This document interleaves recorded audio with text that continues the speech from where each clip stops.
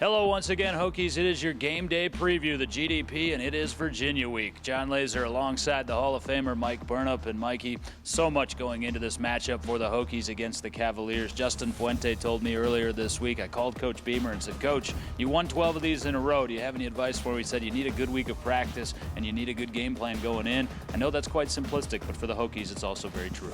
Well, that's it. I mean, you got to be well prepared and be ready to go because it's a rival game. It doesn't matter that UVA is 2-9 and they've only won one ACC game, 1-6. You kind of throw the records out the window. I've been around a long time and I've seen some crazy games during this rivalry, and you never know who's going to show up and play. The Hokies have been playing so well at home, and then what happens? They get slipped up and beat by Georgia Tech.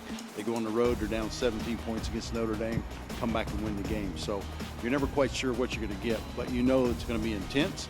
You know that UVA is going to be ready to go, and you know that they're playing for the Commonwealth Cup. Those seniors have never beat Virginia Tech, and it's their bowl game. So there's so much to play for, especially for the Hokies, to try to win the Coastal and keep the Cup for another year. Meanwhile, UVA makes a switch at quarterback a week prior to this matchup against Virginia. They'll go with Matt Johns, maybe more experienced within the program, not necessarily the system. He's a better thrower of the football than Kurt Benkirk, but not as mobile. Yeah, that's the thing, and he threw 3 interceptions against Georgia Tech, and you look at the numbers in that game, Lays, it just scares you to death. They had 88 plays, I think, to Georgia Tech's 41. Totally dominated the game statistically. Had the ball for nearly 39 minutes and lost the game. What happened?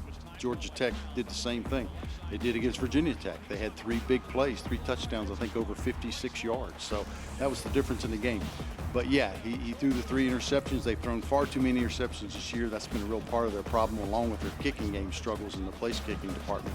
But again, throw it out, he'll be ready to go. They got 2 good quarterbacks that are both about the same size, and maybe one's a little more mobile than the other, but they'll be ready to go.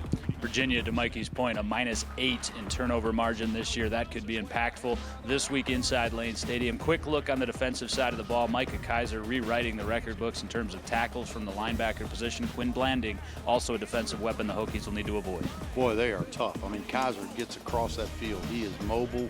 He goes sideline to sideline quick. He's a big kid, about 240, 120 tackles, I think, on the year. So, yeah, he is dynamite. And Blanding's right behind him, over 100 tackles himself. So you better be aware of those 2 guys, but they got a nose for the football, and they play downhill.